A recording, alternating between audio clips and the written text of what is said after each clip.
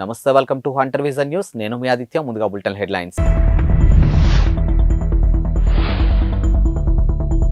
అభిమాని చెంప చెల్లుమనిపించిన బంగ్లాదేశ్ క్రికెట్ కెప్టెన్ అల్ హసాన్.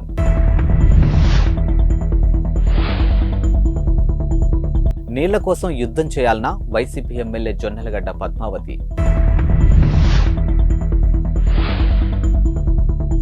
తెలంగాణ లోక్సభ నియోజకవర్గాలకు బీజేపీ ఇన్ఛార్జీల నియామకం జాబితా.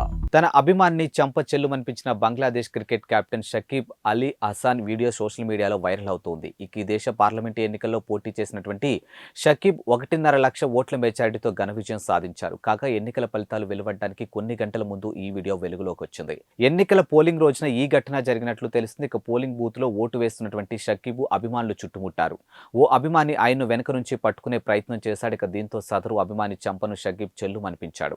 ప్రధాని షేక్ హసీన్ నేతృత్వంలో అధికార అవామీ లీగ్ పార్టీ తరపున షకీబ్ పోటీ చేశారు. ఆంధ్రప్రదేశ్ ముఖ్యమంత్రి జగన్పై సొంత పార్టీ ఎమ్మెల్యేలు విమర్శలు గుప్పించారు. YCP leader Singanamala MLA Jonnalagadda Padmavathi సోమవారం సోషల్ మీడియాలో ఓ వీడియో రిలీజ్ చేశారు. అందులో సొంత ప్రభుత్వంపై పలు ఆరోపణలు చేశారు. సింగనమల నియోజకవర్గం అభివృద్ధికి సీఎం జగన్ సహకరించడం లేదని, ఎస్సీ నియోజకవర్గం అని చిన్నచూపు చూస్తున్నారని మండిపడ్డారు. మంత్రి పెద్దిరెడ్డి రామచంద్రారెడ్డి చెప్పినట్లే సీఎం నడుచుకుంటున్నారని ఆరోపించారు. తనను నమ్మి ఎమ్మెల్యేగా గెలిపించిన ప్రజలకు ఏమీ చేయలేకపోయానని ఆవేదన వ్యక్తం చేశారు. నియోజకవర్గం ప్రజలకు ఆమె క్షమాపణలు తెలిపారు. తెలంగాణలో అసెంబ్లీ ఎన్నికలు అయిపోయాయి. ఇప్పుడు అందరి దృష్టి పార్లమెంటు ఎన్నికలపై ఉంది. అన్ని ప్రధాన రాజకీయ పార్టీలు లోక్సభ ఎన్నికలకు సమాయత్తమవుతూ ఉన్నాయి. ఈ క్రమంలో రాష్ట్రంలోని 17 లోక్సభ నియోజకవర్గాలకు బీజేపీ రాష్ట్ర నాయకత్వం ఇన్ఛార్జ్ను ప్రకటించింది. వచ్చే ఎన్నికల్లో గెలిచేది చంద్రబాబు అధికారంలోకి వస్తారని నెల్లూరు ఎమ్మెల్యే కోంటరెడ్డి శ్రీధర్ రెడ్డి పేర్కొన్నారు. ఒక చేత్తో 10 రూపాయలు ఇచ్చి మరో చేత్తో 100 రూపాయలు లాగేస్తున్నట్టుగా వైసీపీ పాలన ఉందని విమర్శించారు. నెల్లూరులో నిర్వహించినటువంటి మీడియా సమావేశంలో ఆయన మాట్లాడుతూ వచ్చే ఎన్నికల్లో వైసీపీ గెలిచి మళ్లీ అధికారంలోకి వస్తే వ్యాపారులు బతికే పరిస్థితి ఉండదని అన్నారు. ఏపీలో కరెంటు షాకులు కొట్టాలంటే కరెంటును పట్టుకోవాల్సిన పని లేదని, జగనన్న కరెంటు బిల్లును పట్టుకుంటే చాలని ఎద్దేవా చేశారు. అమెరికా వ్యాపారవేత్త Tesla chief Elon Musk drugs తీసుకుంటారంటూ మరోమారు ఆరోపణలు వెల్లువెత్తాయి. అమెరికాలోని ప్రముఖ పత్రిక వాల్ స్ట్రీట్ జర్నల్ ఈ మేరకు కథనాన్ని ప్రచురించింది. మాస్క్ తీరుపై టెస్లా, స్పేస్ ఎక్స్ కంపెనీలు బోర్డు సభ్యులు ఆందోళన వ్యక్తం చేస్తున్నారని పేర్కొంది. వాల్ స్ట్రీట్ జర్నల్ కథనంతో పాటు తన జవాబును మాస్క్ తాజాగా ట్వీట్ చేశారు. తన స్నేహితుడు రోగన్తో కలిసి గతంలో ఒకసారి డ్రగ్స్ సేవించిన విషయం నిజమేనని చెప్పారు. అయితే ఆ తర్వాత తాను డ్రగ్స్ తీసుకోలేదని వివరించారు. నాసా అభ్యర్థనతో టెస్లా ఆఫీసులో డ్రగ్స్ రహిత నిర్వహిస్తామని హామీ ఇచ్చినట్లు తెలిపారు. నాసా అభ్యర్థన మేరకు గత 3 ఏళ్లుగా తాను వైద్య పరీక్షలు చేయించుకున్నట్లు తెలిపారు. అయితే ఈ 3 ఏళ్లలో తన శరీరంలో డ్రగ్స్ కానీ మద్యం ఆనవాళ్లు కానీ గుర్తించలేదని మాస్క్ పేర్కొన్నారు. బీటీఎస్ గా చిరపరిచితమైనటువంటి కొరియన్ పాప్ బ్యాండ్ స్టార్లంటే ఆ అమ్మాయిలకు పిచ్చి. వాళ్ళంటే పడిచేస్తారు. ఆ వెర్రి అభిమానం వాళ్ళకు ఇంటి నుంచి పారిపోయేలా చేసింది. ఆ స్టార్లను కలిసేందుకు దక్షిణ కొరియాకు వెళ్లిపోవాలని తమిళనాడుకు చెందినటువంటి ఈ 3 అమ్మాయిలు చివరికి చెప్పపెట్టకుండా ఇంటి నుంచి పారిపోయారు. అయితే మధ్యలోనే మనసు మార్చుకుని పోలీసుల సహాయంతో తిరిగి ఇంటికి సురక్షితంగానూ చేరుకున్నారు. ఈ రోడ్డు సమీపంలోని ఓ గ్రామంలో ప్రభుత్వ స్కూల్లో 8వ తరగతి చదువుతున్నటువంటి ఈ బాలికల వయసు 13 ఏళ్లు మాత్రమే.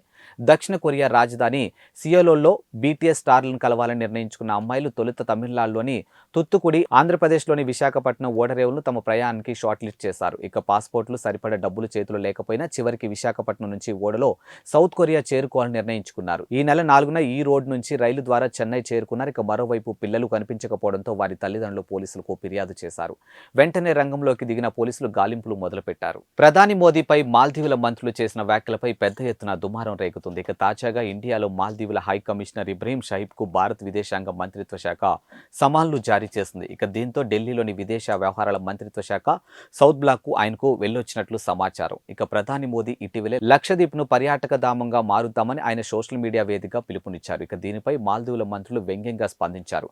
మోదీని ఇజ్రాయెల్తో తోలుబొమ్మగా ఒక మంత్రి వ్యాఖ్యానించగా మరో 2 భారత్ ను కించపరిచే వ్యాఖ్యలు చేశారు. ఈ వ్యాఖ్యలపై భారత్లో తీవ్ర వ్యతిరేకత ఎదురైంది. ఈ క్రమంలో ఆ 3 మంత్రులు అక్కడి ప్రభుత్వం పదవుల నుంచి తప్పించింది. మరోపక్క ఇదే విషయంపై భారత విదేశాంగ శాఖ దేశ హై కమిషనర్ కు సమన్లు జారీ చేసింది. విజయవాడ కార్పొరేటర్ ఎంపీ కేశినేని నాని కూతురు కేశినేని శ్వేత తన పదవికి రాజీనామా చేశారు. వ్యక్తిగత కారణాలతో రాజీనామా చేస్తున్నట్లు ఆమె పేర్కొన్నారు. ఈ మేరకు సోమవారం ఉదయం విజయవాడ కార్పొరేషన్కు వెళ్లిన శ్వేత అక్కడ మేయర్ రాయన భాగ్యలక్ష్మిని కలిసి తన రాజీనామా లేఖను సమర్పించారు. అంతకుముందు విజయవాడ ఎమ్మెల్యే గద్దె రామ్మోహన్ రావును ఇంటికి వెళ్లి ఆయనతో శ్వేత భేటీ అయ్యారు. ఎమ్మెల్యే నివాసం వద్ద మీడియాతో మాట్లాడుతూ వ్యక్తిగత కారణాల వల్లే రాజీనామా చేస్తున్నట్లు తెలిపారు. ముందుగా ఈ నిర్ణయాన్ని ఎమ్మెల్యే గద్దె గద్దె రామ్మోహన్ కు తెలియజేసినట్లు ఉద్దేశంతో కలిశానని చెప్పారు. ఇక గద్దె రామ్మోహన్ తమకు ఫ్యామిలీ ఫ్రెండ్ అని తెలిపారు. అయోధ్యలో రాముడి విగ్రహ ప్రాణ ప్రతిష్ఠ నేపథ్యంలో బనారస్ చీరలకు డిమాండ్ పెరిగింది. అది కూడా రామ మందిర థీమ్ ప్రత్యేకంగా డిజైన్ చేసి ఇవ్వాలంటూ మహిళలు ఆర్డర్లు పెడుతూ ఉన్నారు. జనవరి 22న అయోధ్యలో రాముడి విగ్రహ ప్రాణ ప్రతిష్ఠ జరుగున్న విషయం తెలిసిందే. ఆ రోజు దేశవ్యాప్తంగా ఆలయాల్లో ప్రత్యేక పూజలు నిర్వహిస్తామని అన్నారు. ఈ పూజలకు హాజరయ్యేందుకు ప్రత్యేకంగా రామ మందిరం థీమ్తో వేసినటువంటి చీరలు ధరించాలని మహిళలు భావిస్తూ ఉన్నారు.